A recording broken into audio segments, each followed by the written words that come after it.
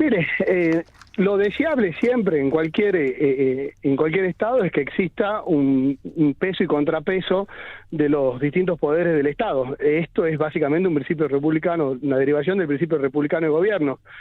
En general, en los sistemas como los nuestros, en el país, en las provincias, donde tenés un ejecutivo muy fuerte, claramente hay un poder que tiene una preeminencia sobre los otros, pero lo que creo que me parece que un poco se agrava acá porque el juego de las mayorías también ha implicado que en el poder legislativo el partido gobernante tenga una mayoría muy grande. Por lo tanto, lo que no se genera de ahí es un verdadero debate, de contrapeso, digamos. Entonces, Claro. ahí es donde yo veo como un punto más crítico. Pero doctor, doctor, el hecho, perdóneme doctor, lo interrumpo un minuto, el hecho de que tenga la mayoría no implica que eso le dé facultades para romper con la división de los poderes. No, pero lo que yo digo es que en la medida en que haya un poder, un espacio político que tenga una mayoría tan grande en la legislatura, claramente la posibilidad de contrapeso se disminuye. Y los debates muchas veces son para los pocos que escuchan la sesión, para los que están ahí, o para los pocos que ejercen alguna voz opositora, y luego, desde lo formal, las leyes las leyes que se aprueban son las que decide el Ejecutivo. O sea que esto es un dato de realidad, no creo que incomode ni moleste a nadie, pero esto es un dato de la realidad. Entonces creo que hoy las voces opositoras tienen poco para decir, agravado por una situación de legislación actual donde se establece un piso electoral y esto quedó muy evidenciado en las últimas elecciones, donde hubo un altísimo porcentaje de votantes que no se vieron representados en bancas de la legislatura porque no han llegado a ser piso. Ahora, quiere decir que la conformación, muchas veces la conformación de los números en las cámaras pueden poner en riesgo el Estado de Derecho.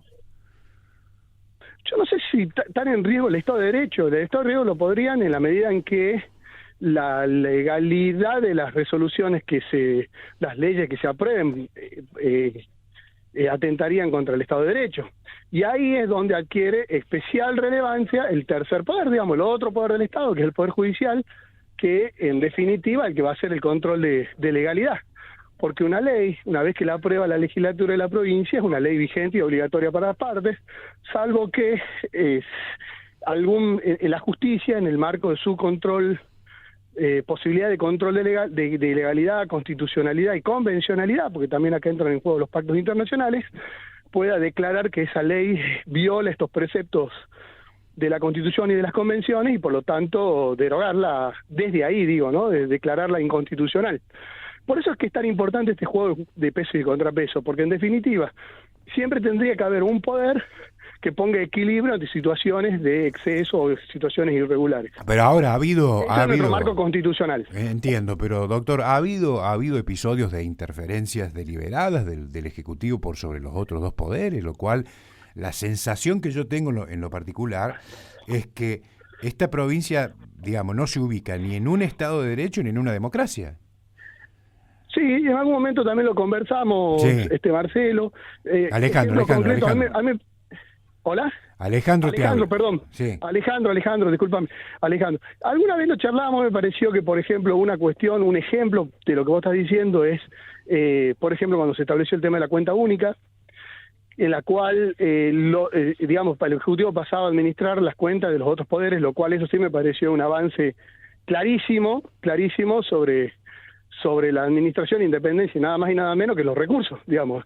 Si un poder está claramente limitado en la medida en que no puede administrar sus recursos. Entonces, esto en el Poder Judicial impacta en un montón de aspectos, desde las designaciones de personal, desde en medio de la pandemia teníamos un problema de informatización porque teníamos que ir a una justicia más virtual y había que hacer una inversión fuerte en eso.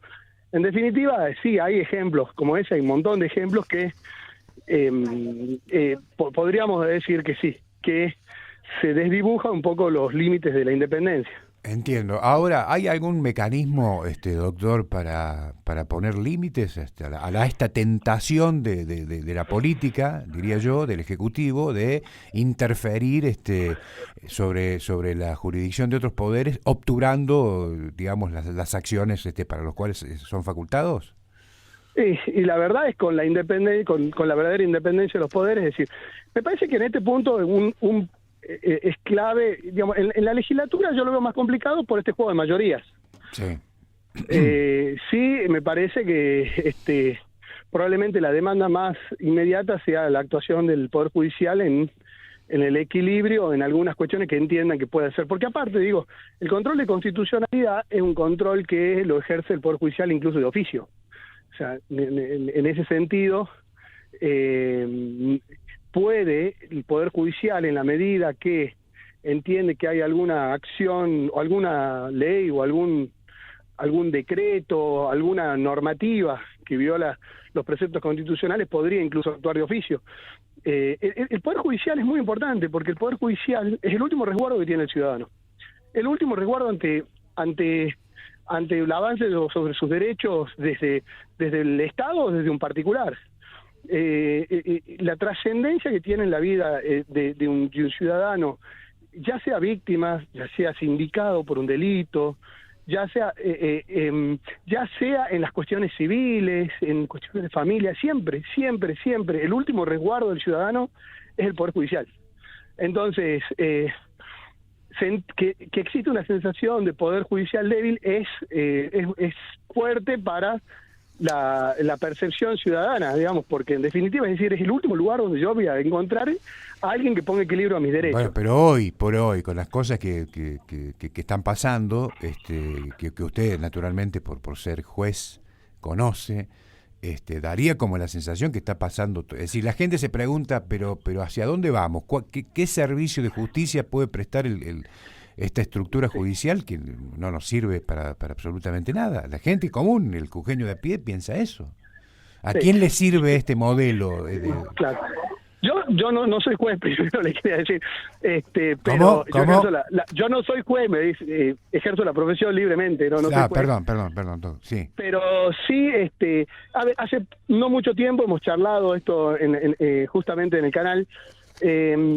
A ver, no sorprende a nadie cuando decimos que el Poder Judicial es probablemente uno de los estratos, uno de los organismos que peor mide en cualquier encuesta de opinión. Y esto tiene que ver con muchos factores. Tiene que ver con que el Poder Judicial no está dando respuestas ágiles a los problemas. Como solución a ellos se esbozan reformas procesales, por ejemplo, que puede llegar a dar salida a alguna de las demandas. Pero lo cierto es que el Poder Judicial es un poder difícil de ser popular, porque el Poder Judicial corta la torta, para decirlo de alguna forma, toma decisiones. Entonces, el Poder Judicial siempre está expuesto al no tener la mejor imagen posible. Ahora, yo prefiero 1000 veces un Poder Judicial poco popular, pero justo, ¿no? El Poder Judicial está llamado a ser justo, no un poder popular, y ahí es donde tenemos uno de los grandes problemas. Yo eso ya lo digo como operador de justicia, cuando los temas que ganan la agenda terminan condicionando a los magistrados por un lado y no terminan fallando de acuerdo a derecho. Ese es un problema, y lo que genera una percepción de injusticia para alguna parte y para mucha justicia para la otra, cuando en la realidad no hay justicia. Otro factor podría ser también cuando hay alguna cuestión que se percibe como de índole más bien política, que hace que se ponga en movimiento el Poder Judicial, y la sensación de los ciudadanos está haciendo que están siendo perseguidos por cuestiones políticas. Digo, estas son situaciones que se presentan todos los días en los litigios que se plantean en el ámbito del Poder Judicial. Y la institución, como institución, es muy difícil que en este entuerto salga como una imagen, ¿no? Pero sí creo que hay un montón de problemas que hacen al funcionamiento de la justicia en la provincia de Jujuy que son solucionables con decisión política, con gestión. Ahora, eso sí generaría un mejor estándar, ¿no? Son solucionables, dice usted, con decisiones políticas. Ahora, las soluciones del Poder Judicial, ¿no las puede resolver el Poder Judicial? Las tiene que resolver el Poder Judicial, por supuesto, Bueno, porque entonces, si no estaríamos hablando de un poder independiente. La política no tiene nada que ver. Sí, cuando yo hablo de decisiones políticas hablo de políticas institucional, ¿no? Institucional, decir, claro, no, porque por supuesto, a ver, la implementación de un sistema hoy, uno de los problemas que tenemos es la demora en las causas. Bueno, las reformas procesales, tiene que ver con la digitalización de los expedientes, tiene que ver con un sistema que le permite la regionalización del Poder Judicial. Hay un montón de situaciones que son de decisiones políticas institucional dentro del Poder Judicial. Y decisiones políticas técnicamente, como se la conoce en la jerga popular, en el Poder Judicial, eso sí, por supuesto, lo tenemos que rechazar. Nadie puede afirmar que está bien que la política se meta en el Poder Judicial. Claro, porque esto es lo que esto es lo que viene pasando, ¿no? Y ha desnaturalizado, me parece a mí, por distintos factores, distintas causas, el rol y la independencia de los jueces, ¿no? Me parece a mí, hasta los sistemas de selección de magistrados y de fiscales y lo que sea, me parece que todo debería ser revisado, doctor. Sí, mire, de estos temas un poco conozco, yo he participado de varios concursos, sí. y creo que el secreto está por la autolimitación. Este es un poco el debate que se viene, me parece. Correcto. Me parece que el debate que se viene es que si establecemos un sistema, hoy estamos estableciendo un sistema de selección de magistrados sin reforma constitucional, es decir, que lo estamos haciendo con lo que hay. Ahora, en este sistema, como está implementado hoy, los poderes están resignando facultades salvo el Ejecutivo. Es decir, ¿por qué digo esto? Porque cuando se arma una orden de mérito, el Poder Judicial hasta ahora siempre ha elevado los 3 primeros a la terna, sin perjuicio que legalmente ellos podrían elegir otros. Es decir, acá el Poder Judicial se autolimitó en los hechos y mandó siempre a los 3 primeros. La legislatura, lo mismo, la legislatura se autolimitó y cuando mandó un pliego que ya pasó por un proceso de selección, de legitimación, de evaluación, tampoco ha prestado objeciones a alguna situación muy concreta.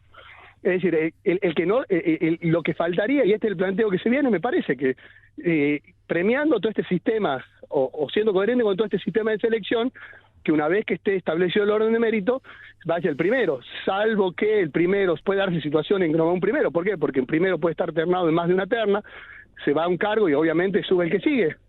Pero esta situación de autolimitación es, me parece, la discusión, que se viene, es que central, algunas provincias lo han adoptado, ¿no? Córdoba, por ejemplo, el gobernador de la Sota en su momento y ahora el gobernador Schiaretti se autolimitan, lo dicen públicamente. Pero acá, ¿cómo puede ser que acá hay 3 ganadores de un concurso, ¿no es cierto? Primero, segundo y tercero. ¿Cómo puede ser que el tercero se termine quedando con el cargo? Porque lo dijo. Hay personas que han repetido varias veces primeros lugares y nunca han tenido la suerte de llegar. Morales dice, me gusta este. Y bueno, y así son. Eso me parece que está pésimo. Tiene que haber una... Él tiene que autolimitarse, el gobernador no tiene que participar de estos temas. La autolimitación tiene que ver con que los 3 poderes renuncian a las facultades, o deberían renunciar a estas facultades discrecionales. ¿Por qué digo esto? Porque, como decía como ejemplo, el Poder Judicial, una vez que te echa la nómina, no está legalmente hoy con este sistema obligado a mandar los 3 primeros. Sin embargo, lo está haciendo. Entiendo. Es una autolimitación de hecho. Entonces, cualquiera de las personas que están ternadas, ya debo decirlo, que al haber pasado por un proceso de evaluación y demás, son idóneos. Ahora, lo esperable del sistema es que siempre vaya el mejor. Entonces, o por lo menos el quien en la práctica se sometió a las reglas de juego que ya están preestablecidas, concursó y quedó primero. Bueno, esta autolimitación es un poco lo esperable. Y hay que ver cómo va evolucionando. Hoy, en realidad, esto que yo digo son autolimitaciones de hecho. Entiendo. De hecho, digo, que la cumplen de hecho el Poder Judicial, lo cumple de hecho el Poder Legislativo. Está muy bien. Entonces, no es una obligación que se ha establecido desde la ley.